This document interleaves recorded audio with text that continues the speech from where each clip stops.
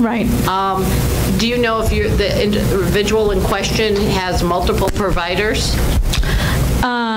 I believe she has, I think she has an IP, but not another agency, I don't believe. So if one provider contacts Sandata and says, I'm done, I'm not going back there, Sandata then uses the information about who requested a device for that consumer to reach out to all the providers that are in their system as being identified or connected to that consumer, so that if it's a case where the individual's not getting any EVV services, they will send the materials to have the device returned. But if it's not, if it's that I said, I've had enough, I'm not coming back, or the individual was sick of me and said, don't come back to my house, but you're still going, then they'll know, you can say, no, I'm still going there, and they won't recover the device. So they just notify all the agencies involved, basically. Okay. And then my second question, we have a patient who absolutely refuses to have the device in his home. So what do we do in situations like that? Use telephony? Just use telephony. So there's no problem if telephony is the only thing they use, like if they don't have signal, or if they don't want the device in their home, they could just use telephony. That's perfectly okay. No, but I would suggest that if it's a waiver consumer, you work with the care manager to document in the service plan that the individual refuses to use the device. And I know there have been questions about whether that should go in the service plan or not.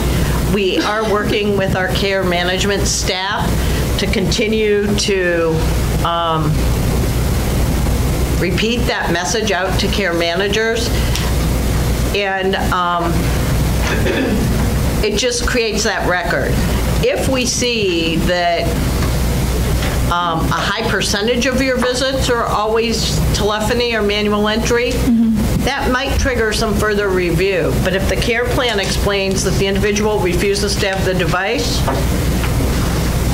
question answered. There's no consequence or to the provider. EVV is actually a provider requirement, not a requirement for individuals, which creates some sort of push and pull around how to implement. Okay, so as long as it's on the, you said ISP or on their care plan, then the agency will not be held responsible for that? No.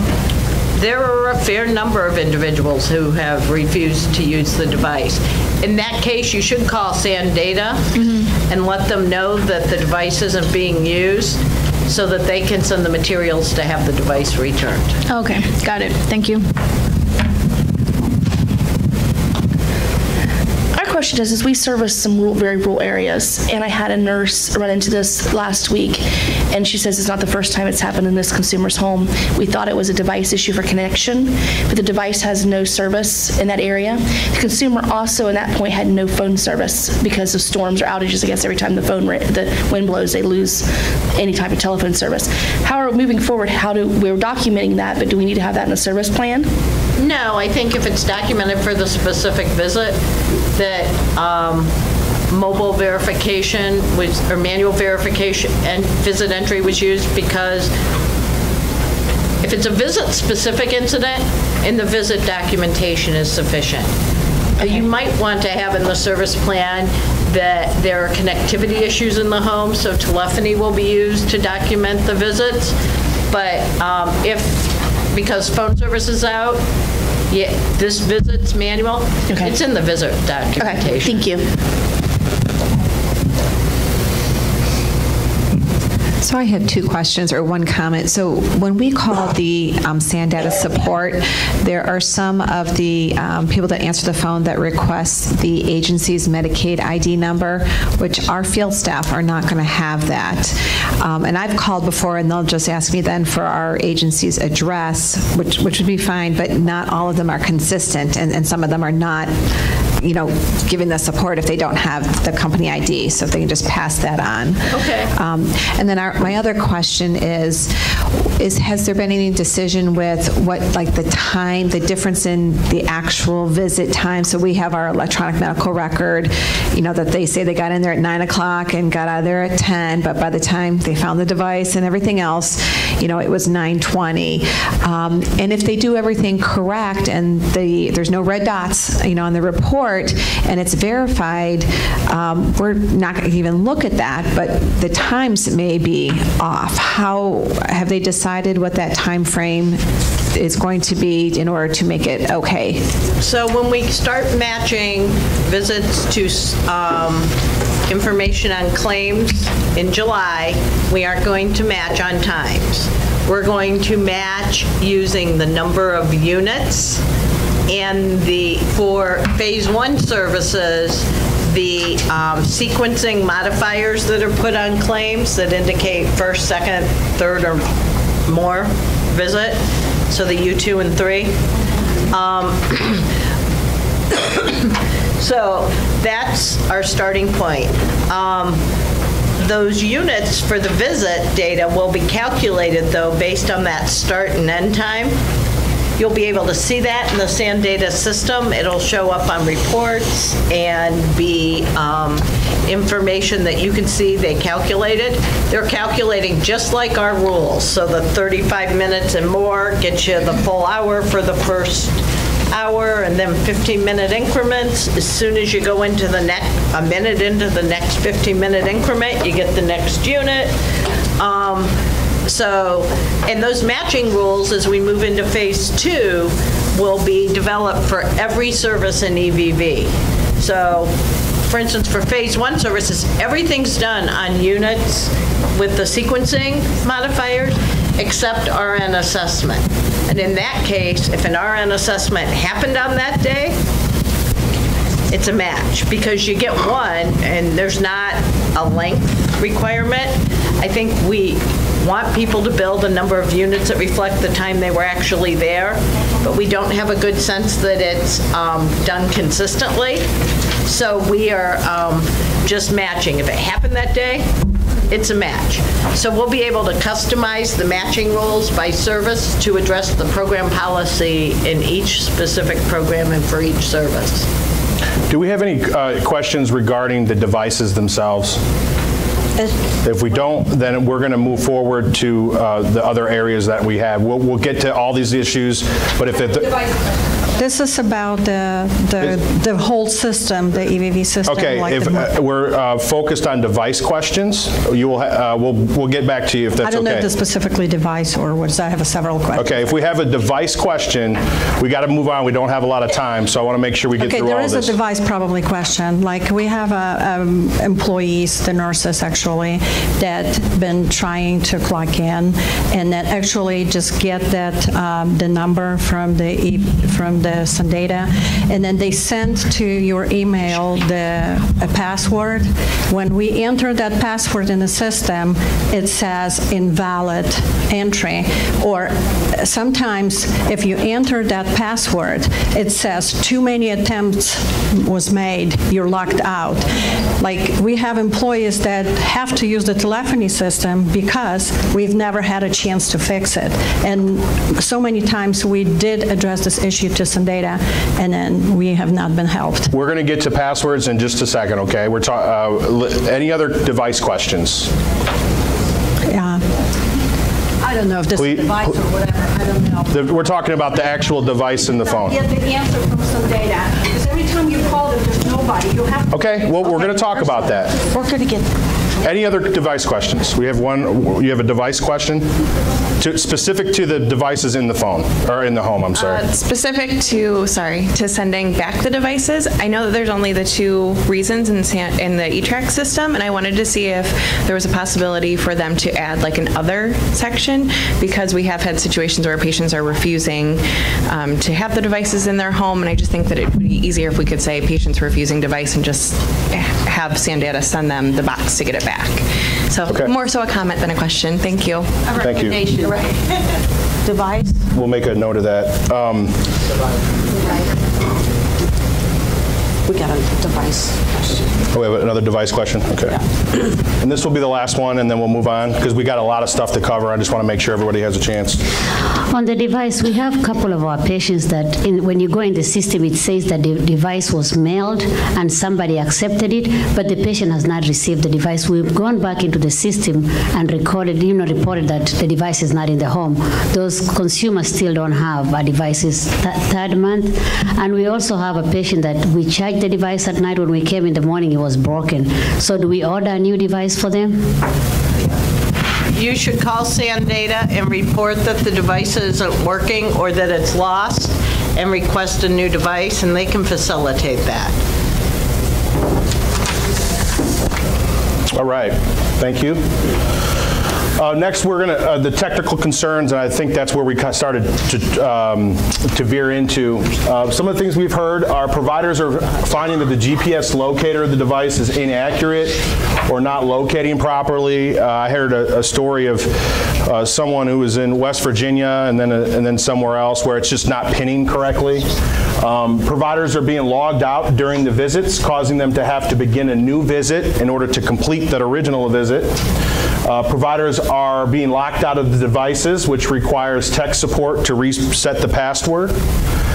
And the patient and agency login data is being left in the device, allowing those visits to be logged in for the wrong agency, which if it's logged in for the wrong agency, there's no way for the original agency to know that that happened because it's so. The same questions, what are you guys working on to address these technical aspects of EVV?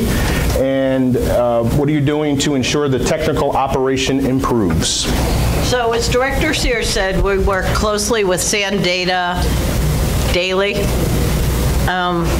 We're kind of all joined at the hip for now as we keep working to clean things up and get better and learn. But with respect to the specific questions up there, we're aware of some situations where the GPS doesn't seem to be triangulating correctly. We are working with SanData to understand what happens and to try to identify solutions. One thing we do know is that it's more accurate the longer the device is on, because it pings, the device pings the cell towers, and the longer it's on, the more accurate measurement of GPS coordinates it gets. I can't tell you that we're going to be able to magically fix it because we aren't in control of like the cell towers, but we are aware that there are some issues. In that case, I would suggest if you have a GPS exception, you use the other reason code to clear it and just put a note that GPS inaccurate. And it's a known problem, so we won't be shocked. Logged out during visits, we would have to see the specifics.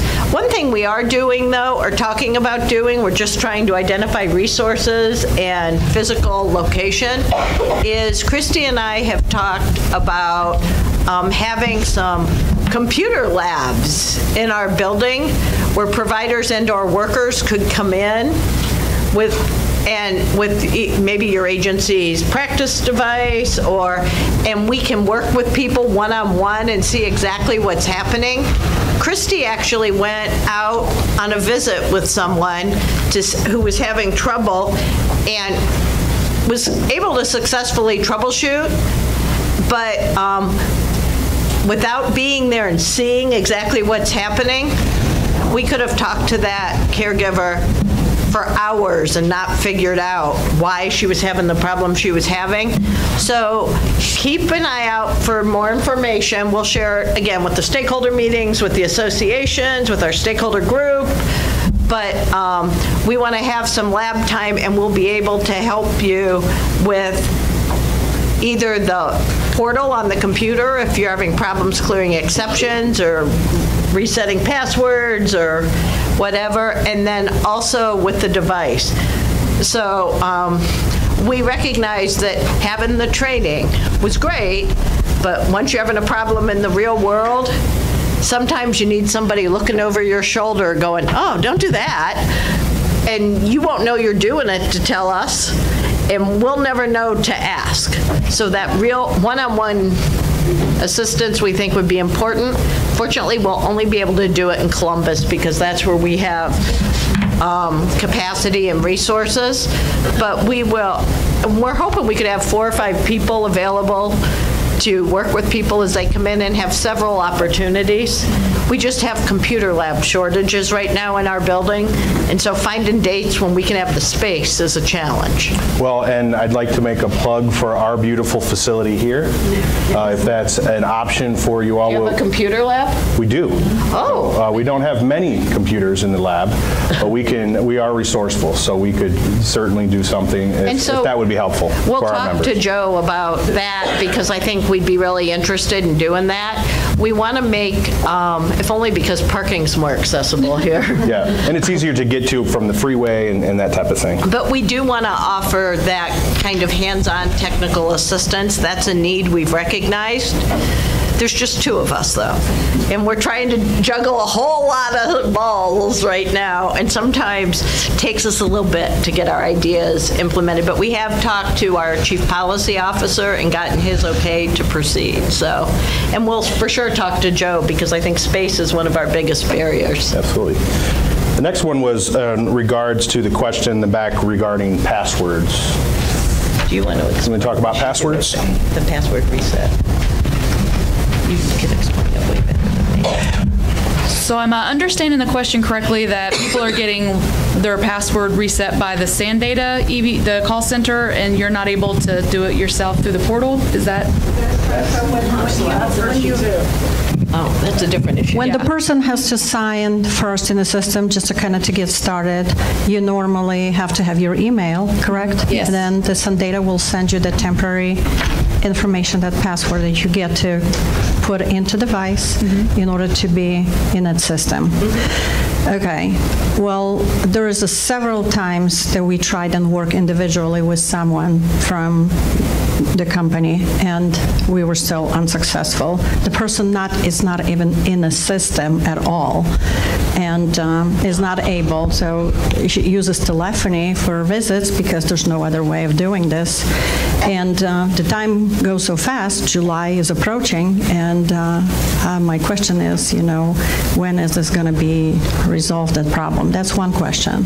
Another question about those other things, I don't know if they're associated with the password again, is just that nurses can clock in, but they cannot clock out. It just kind of gets them out of this whole thing, and they have a problem with that. So obviously the visit, and you have to start all over again after being 15 minutes struggling, and that's the time of your visit. And then, so they complain that they have to be with the patient longer than they're supposed to because they have issue with the device. And that's another question. And my third question is, if I remember correctly, at the first meeting when we had the training about the device, when we have this screen on a computer in the office, we have different people that are kind of assigned to different levels of what you can look at and what you can do. Okay, we have a situation over there that sometimes people clock in and out, but we cannot see it, or it shows that we can only see clocked in, where we cannot see clocked out, or one day that we cannot see these people at all clocking in and out. And then another thing that I remember, we were told that there's a way to go into, like if somebody clocked in incorrectly a couple of minutes because of the reasons, that we can go manually and fix it. For some reason, our system does not have that ability. I've tried, all other, literally spend hours of searching where that stuff, so we can document. I remember clearly the gentleman in the class said that there is a line that there's very limited to what you can write on, but at least so we can keep a track what was the reason that we corrected this. So those are my questions. I'm sorry if that's too many. So sounds like there's a lot of layers to this onion. So I think it would really benefit if you email the EVV mailbox at ODM, and we can get our SanData account manager, who is on staff on site, to walk through this with you so she could try to troubleshoot what's happening. But those are great examples of the reasons we want to offer computer lab time, so we can like actually see and try to troubleshoot in real time.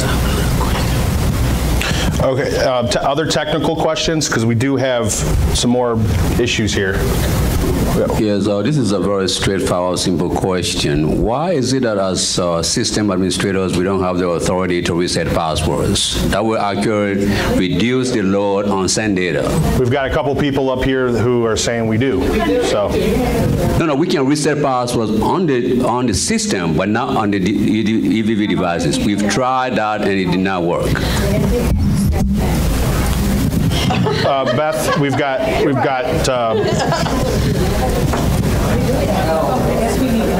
Okay. She'll tell you. Hi, I had this issue specifically, and I was told by a representative from Medicaid at the EVV mailbox. And I don't know why SanData hasn't told us this on the helpline, because if it seems that Medicaid is aware of it, that SanData should also be telling us when we call into the helpline, because this is such a big and tedious issue. This is one of the biggest issues that I've heard. It takes so much time to reset a password for an employee. For a user, it's fairly easy because we have that locked button that just lets us open it back up.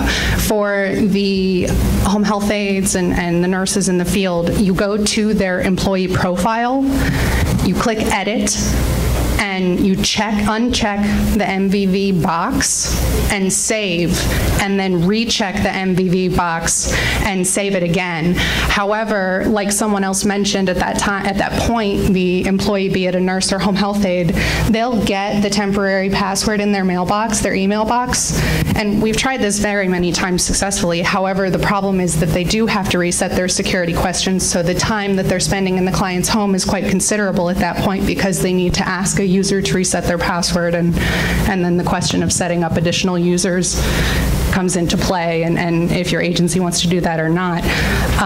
So if we could work with you to maybe kind of document that, so we can send that out to the group, that would be great. I can forward you the email from Medicaid. Perfect. And then we'll get something together that we can put out, because obviously this would be really helpful.